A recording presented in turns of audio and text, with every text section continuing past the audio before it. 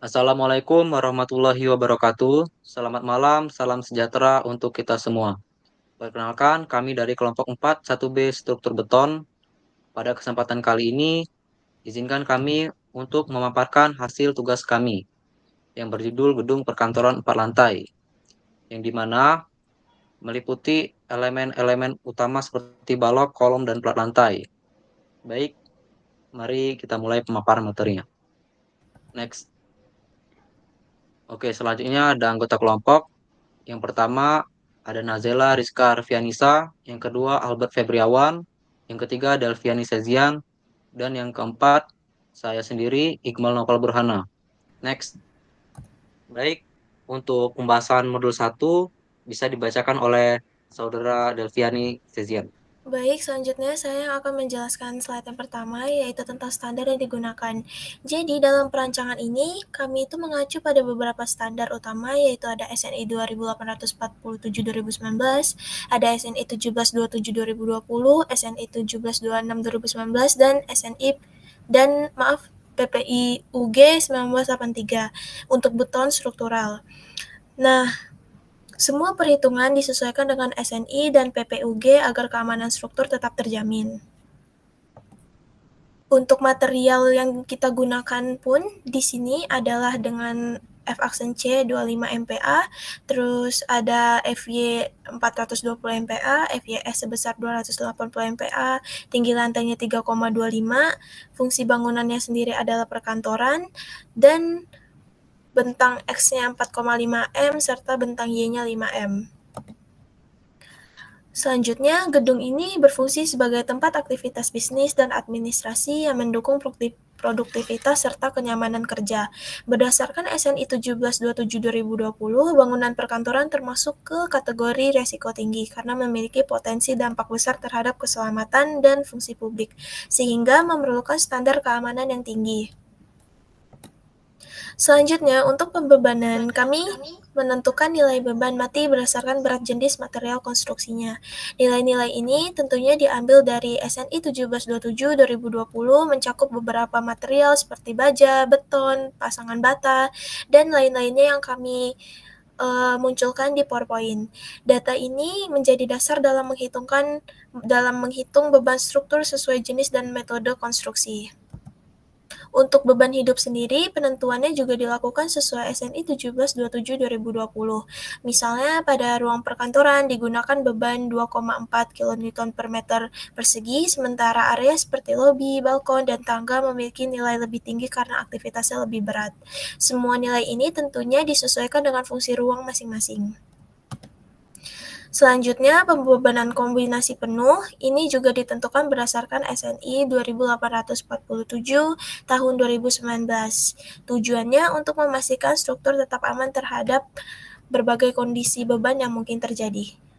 Selanjutnya akan dijelaskan oleh rekan saya Albert Febriawan. Perhitungan estimasi dimensi awal balok. Adapun perhitungan tahap preliminary addition untuk estimasi dimensi awal balok dan rumusnya berikut. Dengan bentang X 4500 mm, bentang Y 5000 mm, tinggi H 3250 meter. Perhitungan pertama berdasarkan balok menerus satu sisi H yaitu 5000 per 18,5 sama dengan 27,02 mm. Round off-nya 30 cm. Kedua, perhitungan berdasarkan balok menerus dua sisi. Hanya 5000 per 21 sama dengan 23,8 mm. Next. Berdasarkan perhitungan untuk perancangan preliminary yang digunakan mampu ditemukan tinggi perancangan preliminary balok sebesar 30 cm. Selanjutnya mencari nilai lebar balok B. Digunakan rumus berikut. Maka didapatkan lebar untuk perancangan preliminary balok sebesar perhitungan berikut, yaitu run up-nya 15 cm. Next. Perhitungan estimasi dimensi awal kolom. Beban mati dead load. Luas area plat lantai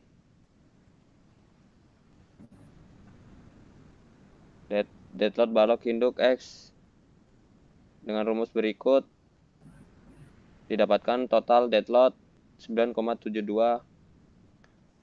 kN. Perhitungan estimasi dimensi awal kolom beban hidup live load atau LL. LL merata 2,4 kN meter kubik berdasarkan SNI 1727 2020. LL terpusat 2,4 kN per M2 kali luas plat lantai. LL terpusat 3 lantai 54 kN kali 3, yaitu hasilnya 162 kN. Lanjut beban atap LR.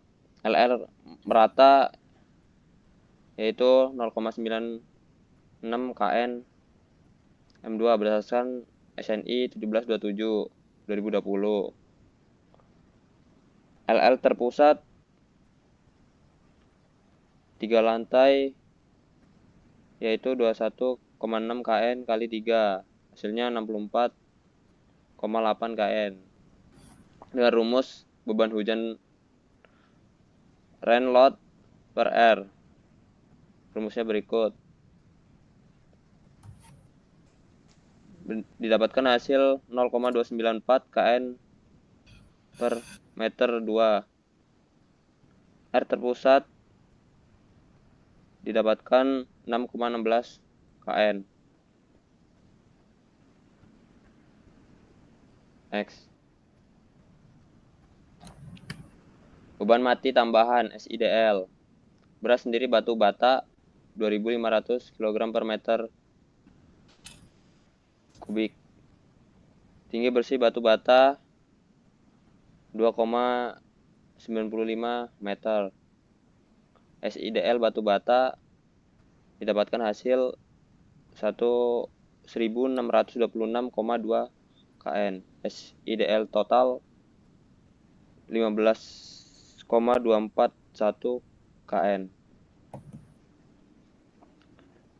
Perhitungan estimasi dimensi awal plat. Pertama, menghitung rasio kekakuan balok tepi dengan panjang Y.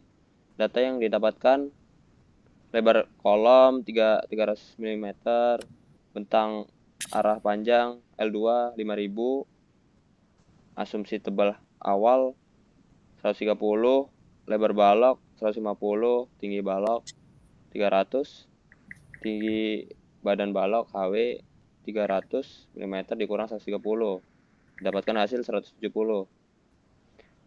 Lebar efektif sayap, lebar flank efektif didapatkan hasil 670 mm.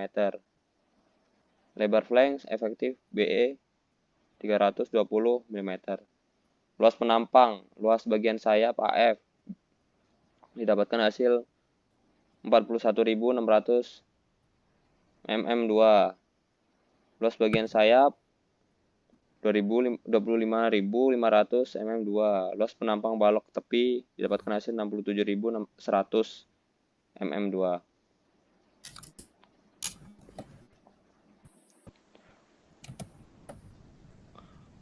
Selanjutnya perhitungan estimasi dimensi awal plat. Momen inersia balok tepi penampang L. Titik berat vertikal plat Y1 didapatkan hasil 65 mm. Titik berat vertikal plat YW didapatkan hasil 215 mm. Berat global didapatkan 100,596 mm. Kedua perhitungan rasio kekakuan balok tepi bentang pendek X. Momen inersia plat arah bentang panjang didapatkan hasil 640,791 667 mm4. Rasio kekakuan balok tepi bentang memanjang Y dapatkan hasil 0,748. Momen inersia sayap didapatkan hasil 58.000 58.586.667 mm4. Momen inersia badan didapatkan hasil 61.412.500 mm4. Momen inersia sayap plus badan didapatkan hasil 479.583.242 mm4. Momen inersia plat arah batang panjang didapatkan hasil 915.416.667 mm4. Rasio kekakuan balok tepi bentang memanjang Y didapatkan hasil 0,524. Next.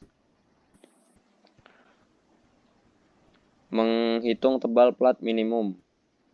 Lebar kolom C dapatkan 300 mm, bentang balok arah pendek L1 4.500, bentang balok arah pendek L2 500 mm. Bentang bersih didapatkan 4.200 mm, bentang bersih arah pendek LN2 didapatkan 4.700 mm. Rasio bentang bersih dapatkan hasil 1,119. Selanjutnya untuk pembahasan modul 2 bisa dilanjut oleh Delviani.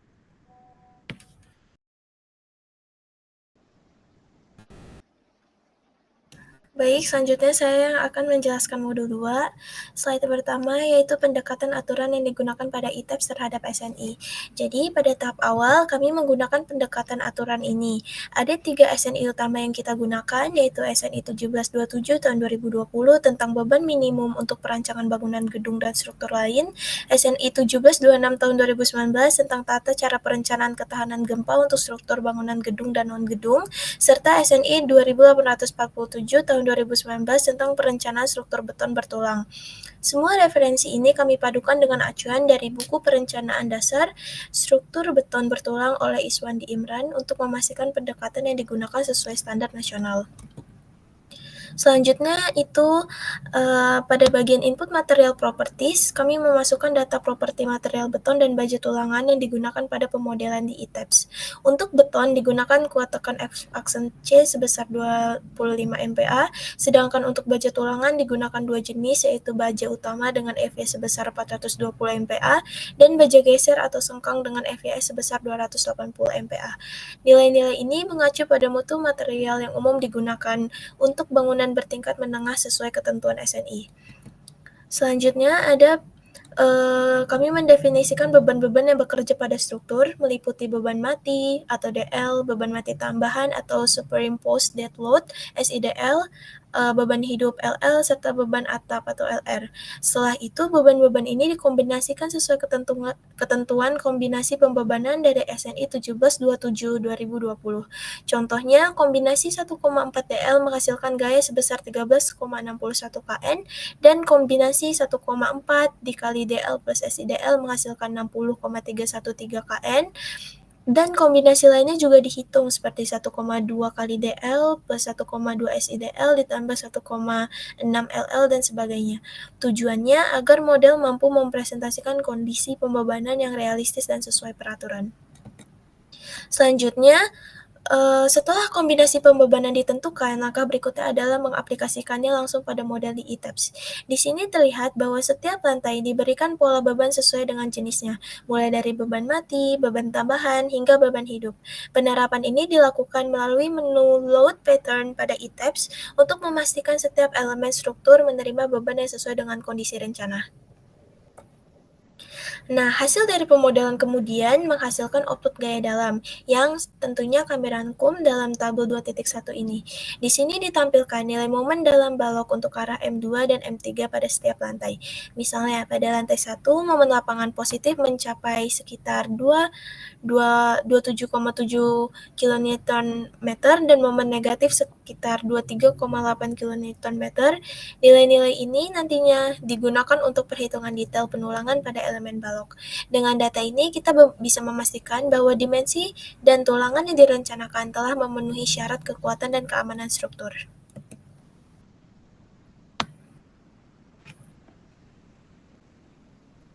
Baik, selanjutnya untuk pembahasan modul 3 bisa dilanjutkan oleh Saudara Nazel. Baik, terima kasih. Di sini kita akan memasuki bagian pertama, yaitu teori dasar pengenalan lentur. Di mana pada bagian ini, kita akan menjelaskan penolakan balok adalah proses penempatan tulangan di dalam balok beton. Dan ini gunanya untuk meningkatkan kekuatan tarik dan daya dukung. Next. Untuk perhitungan luas tulang tarik dan tekan, data-data dapat dilihat seperti beban lantai 27,70507 kN per meter persegi dengan nilai FC 25 MPa, FY 420 MPa, FYS 280 MPa dengan tebal baloknya 300 mm, tinggi balok 250 meter, B1 sama dengan 0,85 dengan asumsi tulangan 2D 16. Next. Dan pertama, di sini kita akan menghitung luas total baja tulangan tarik, di mana dihasilkan dengan AS per jumlah tulangan dikali 1/4 dikali Pi dikali 2 diameter tulangan. Dan yang kedua sendiri, di sini kita akan menghitung nilai A, yang di mana jika sesuai rumus A sama dengan AS dikali FU, yang per B1 dikali FC dikali B. Dan yang ketiga, menghitung jarak tulangan ke selimut beton, yaitu dengan D sama dengan tinggi balok dikurang dalam kurung 40 ditambah diameter tulangan per 2 yang menghasilkan 252 mm. Yang keempat, menghitung perbandingan antara C dan T, bisa kita lihat nilai C sendiri menghasilkan 100.668,804,4 MPa per milimeter persegi. Dengan nilai T sendiri juga menghasilkan nilai yang sama, yang artinya memenuhi syarat. Dan dilanjutkan dengan mencari menghitung nilai JD, di mana nilai JD sendiri, D dikurang A per 2, yang menghasilkan 236,112 mm. Next. Dan yang keenam, kita akan memeriksa nilai Fs sama dengan Fy dengan membandingkan nilai A per D yang harus lebih kecil daripada AB per D. Di mana kita lihat sendiri di sini untuk nilai A per D itu sendiri 0,13 dan nilai AB per D sendiri 0,5. Dapat dilihat juga dengan kesimpulan kita temukan bahwa nilai A per D lebih kecil daripada AB per D yang berarti memenuhi syarat. Dan yang ketujuh, menghitung nilai luas tulang minimum, di mana kita akan mencari dua batas, yaitu batas bawah dan batas atas. Ya, di mana batas atas sendiri asminnya 187,5 mm persegi, dan batas atasnya adalah asmin sama dengan 210 mm persegi. Next.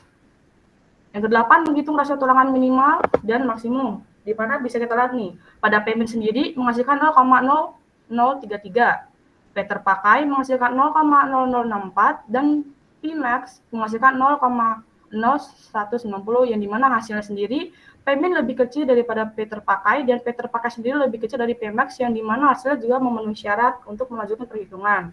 Next.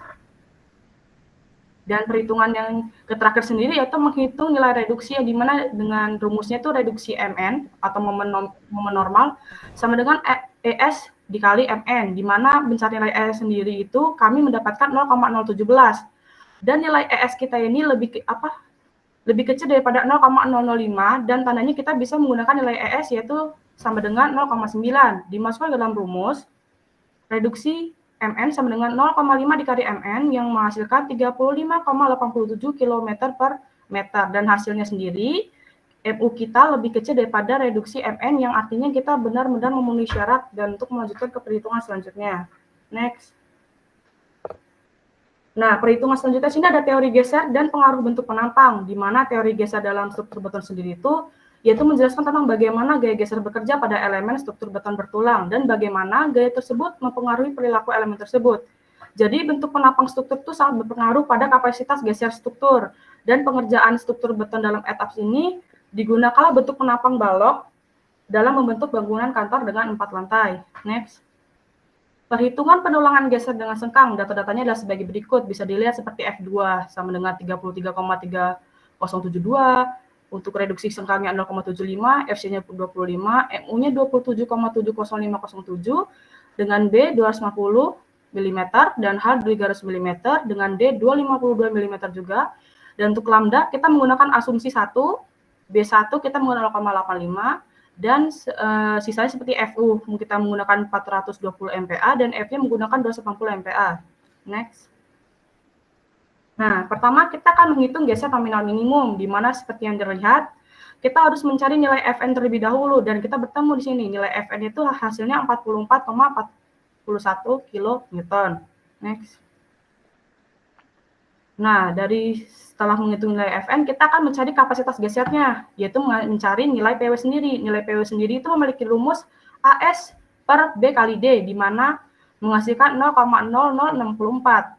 Dengan hasil di mana PW itu harus lebih kecil dari 0,075. Jadi kita memenuhi syarat ya untuk mencari perhitungan selanjutnya, yaitu menghitung nilai FC-nya, yaitu di mana 1/6 akar FC dikali B dikali D, yang menghasilkan FC sama dengan 52,50 kN. Dan setelah itu kita akan cek nih nilai VC-nya berapa, dan ditemukanlah ternyata nilai VC-nya itu 52,50 kN itu lebih kecil dari 91,35 kN, yang artinya oke, bisa dilanjutkan. Next. Yang ketiga, mencari spasi penulangan. Di bagian ini kita akan menggunakan dua zona. Yang pertama zona 1 sendiri dengan rumus 0,5 dikali VC, yang hasilnya 26,25 kN. Nah, zona 2 syarat 1 kita menggunakan rumus FC ditambah dalam kurung 1 akar FC per 3 B kali D, yang menghasilkan 52,59 kN. Zona 2 sendiri syarat 2 sendiri menghasilkan 72,19 kN, di mana digunakanlah nilai minimum dan didapatkan nilai minimum tersebut adalah zona 2 pada syarat pertama, yaitu 52,59 kN, untuk digunakan di rumus selanjutnya. Next. Nah, setelah kita menentukan zona 1 dan zona 2-nya, dan kita akan menggunakan zona 2, dan beginilah syarat-syaratnya terlihat di sini, seperti syarat pertama, menghasilkan 527,52 mm. Syarat kedua menghasilkan 2160,72. Dan syarat ketiga sendiri menghasilkan 126,00, yang dimana itu lebih kecil atau sama dengan 600 mm. Dan didapatkan nilai S terkecil sendiri yaitu 126 mm, yang kemudian dibulatkan ke bawah menjadi 120 mm. Dan ini akan kita gunakan sebagai spacing penulangan pada balok. Oke, next. Nah, selanjutnya akan dijelaskan oleh rekan saya bernama Iqmal. Baik, selanjutnya perhitungan torsi dan penulangan tambahan. Perhitungan torsi adalah proses menentukan besarnya momen torsi yang bekerja pada elemen struktur beton bertulang. Pada pembahasan ini mencari tahu tentang penulangan, balok, dan kebutuhan tulangan tambahan untuk menahan gaya torsi tersebut. Next. Berikut data-data yang digunakan dalam perhitungan geser dengan sengkang. Dari lebar baloknya itu ada 250, tinggi balok 300, FC aksen 25, FI 420, FIV 280, momen tumpuan dan lapangan. Tumpuan dulu. Tumpuan 23.831,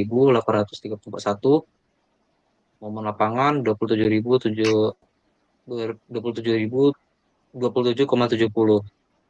VU-nya 33,3072, TU-nya 31,51, spacing-nya ada 120, faktor reduksi 0,775, lambda 1, diameter sengkang 10, lebar sengkang 320, tinggi sengkang 420, pH 740, B-nya 250, dan D 252. Next. Untuk mengetahui nilai TU, kita dapat sesuai datanya. Untuk mengecek nilai TU-nya itu TU lebih kecil dari theta dikali 0,083 dikali V dikali akar V FC aksen dikali ACP per PCP. Untuk nilai TU sendiri itu 0,75 dikali 0,083 dikali 3,14 dikali akar 25 kali 7.500 dibagi 1.100 dan didapatkan hasil 31.000 tersebut. Dan TU tersebut lebih kecil dari batas torsi. Itu diabaikan. Next. Untuk mencari nilai ACP dan PCP, kita nyari nilai ACP dulu itu dari B dikali H ya. 250 dikali 300 didapatkan ACP-nya 75.000 mm². Untuk yang PCP sendiri itu ada 2, terus B ditambah H, 250 tambah 300 itu didapatkan 1.100 mm. Next. Selanjutnya mengecek kapasitas penampang untuk menampung torsi. Ada AOH berdasarkan dari data yang kita dapat yaitu 300 dikurang 2 kali 40 dikali 250 dikurang 2 dikali 40 didapatkan hasil 33.600 mm kuadrat dan pH-nya sendiri yaitu 740 mm. Kemudian menentukan kapasitas geser beton FC sama dengan 1/6 akar FC aksen dikali B dikali D. Untuk data kita sendiri 1/6 akar 25 dikali 250 dikali 252 didapatkan hasilnya 52,50 kN. Dicek kapasitas penampang terhadap torsi dengan menyesuaikan rumus yang berlaku, maka didapatkan bahwa kapasitas penampang terhadap torsi lebih kecil, di mana 1,33 lebih kecil dari 310. Dan dicek hasil ini memenuhi syarat. Next. Selanjutnya menghitung tulangan geser torsi.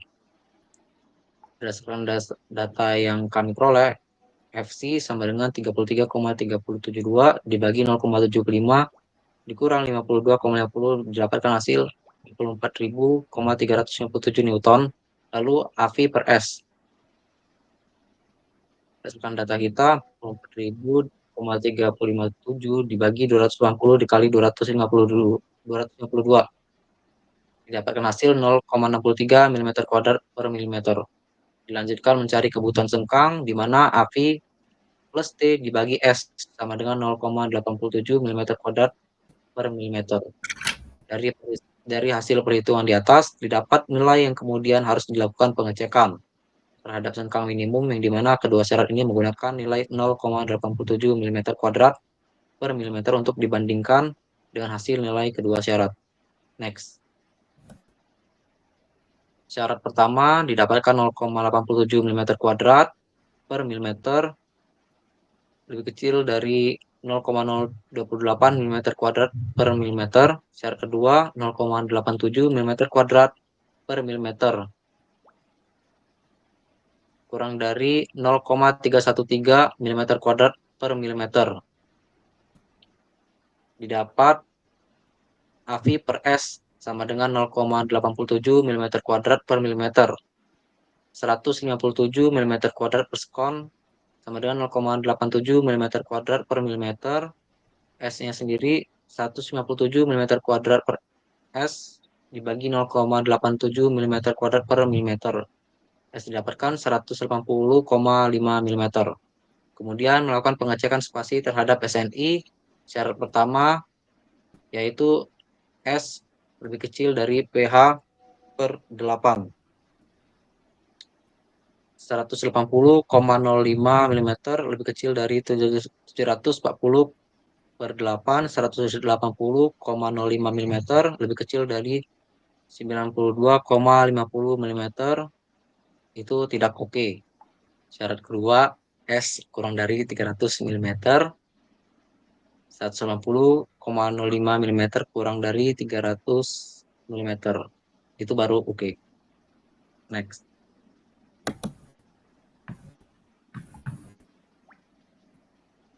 Selanjutnya menghitung tulangan longitudinal torsi. Yang pertama dari datanya ini A1 sama dengan 0,12 dikali 740 dikali 280 dibagi 420 dikali cos 45. Dapatkan hasil 60,02 mm kuadrat. Setelah itu menentukan syarat minimum nilai kebutuhan longitudinal. Syarat A, A1 min sama dengan 0,42 akar FC aksen ACP dibagi FY dikali AT per S PH dikali FYT bagi FY sama dengan 0,42 akar 25 dikali 75.000 dibagi 420 dikali 0,12 740 dikali 280 bagi 420 sama dengan 314,98 mm kuadrat. Untuk syarat B itu sama dengan 0,42 akar 25 dikali 75.000 dibagi 420 dikali 0,175 dikali 250 dibagi 120 740 dikali 280 dibagi 420 didapatkan hasil 374,76 mm kuadrat. Dari hasil perhitungan di samping dapat nilai terbesar yaitu nilai pada syarat B yang sebesar 374,76 mm kuadrat. Maka dilakukan pengecekan tulangan longitudinal di mana 401 92 mm kuadrat ini lebih besar dari 374,76 mm kuadrat yang memenuhi kebutuhan sengkang terhadap tulangan 2D16 yang digunakan pada torsi ini. Next. Berikut untuk detailing dari tulangan dan geser dan torsi untuk tumpuan dan lapangannya sama. Dengan lebar 250, ketinggian 300, selimut beton 40, tulangan dua tulangan diameter 16, space-nya 120. Oke, next. Ini saya lanjutkan Selanjutnya ya.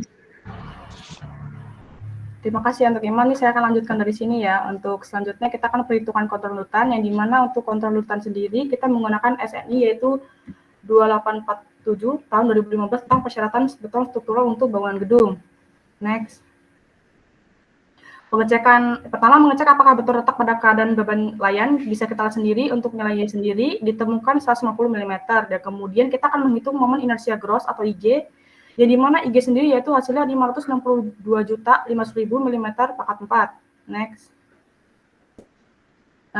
Yang selanjutnya akan menentukan pengecekan retak, di mana untuk momen tumpuan sendiri ditemukan agak bawah momen sendiri lebih besar dari MCR, maka hasilnya retak. Dan untuk momen lapangan sendiri kita lihat juga data hasilnya 2,27,705 lebih besar daripada 11,62 yang hasilnya maka retak juga. Dan untuk menghitung komponen momen inersia retak sendiri ditemukan nilai N sendiri 1,70, nilai D aksel 58 mm, nilai D sendiri 242 mm.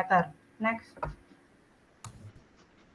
Yang keempat, menghitung statis momen penampang. Bisa kita lihat di sini kita akan mencari nilai ABC, di mana nilai A sendiri yaitu 125 C pangkat 2, nilai B-nya 1248,51, nilai C-nya minus 1.098.291,93. Dan ini akan kita substitusikan menggunakan rumus kuadrat, yang dimana ditemukan akar positif untuk C1 sama dengan 35,1466 mm dan akar negatif C2-nya sama dengan min 45,1348 mm. Next. Yang kelima, menghitung nilai momen inersia efektif dengan mengecek beban pada momen. Ditemukan momen lapangan sendiri dengan menjumlahkan DL, SIDL, dan LL menghasilkan 0,349.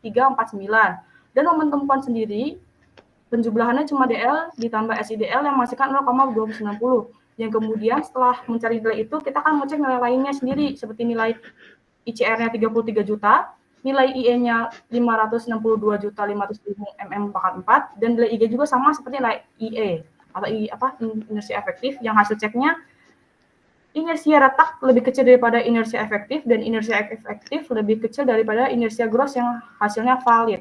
Next.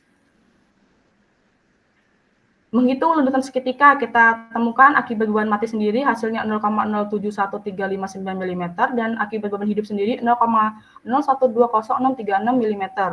Selanjutnya. Next. Nah, kemudian kita akan perhitungan lundutan instan dan lundutan jangka panjang, di mana perhitungan lundutan adalah proses menghitung besarnya penyimpangan atau deformasi pada struktur seperti balok yang diakibatkan oleh beban yang bekerja. Next. Yang satu, menghitung lundutan instan atau seketika, bisa kita lihat sendiri di sini 0,012036 mm itu lebih kecil atau sama dengan 13,38 mm yang artinya oke. Dan untuk menghitung lundutan jangka panjang sendiri, kita ditemukan delta I totalnya sendiri 0,01258551 mm yang dimana itu akan kita bagikan harus lebih kecil dari 10,417 mm yang hasil juga oke, berarti aman untuk kedua-duanya ya, baik yang lundutan instan dan lundutan jangka panjang berarti aman. Next. Dan sini untuk yang terakhir kita akan menyesuaikan tulangan untuk lundutan, di mana penyesuaian tulangan untuk lundutan itu proses pengaturan atau penambahan luas pada tulangan kalau misalkan ada tulangan dalam bolok kita yang tidak aman ya guys, dan tapi Syukurlah di sini semuanya aman, jadi bisa dilanjutkan penyesuaiannya seperti menggunakan penulangan 2D16, 2 tulangan diameter 16 pada momen lapangan dan tumpuan. Kita memakai selimut beton setebal 40 mm, memiliki luas beton sebesar 300 x 250 mm, dan memakai sengkang dengan reduksi 10 dan spacing 120. Next. Bisa ditutup oleh Iqmal. Oke, baik. Terima kasih atas tanggapan dari teman-teman saya semua. Mohon maaf bila ada kurang kata yang berkenan atau ada kesalahan dari kami mohon maaf. Kami akhiri untuk presentasi dari tugas kami. Akhir kata, wassalamualaikum warahmatullahi wabarakatuh.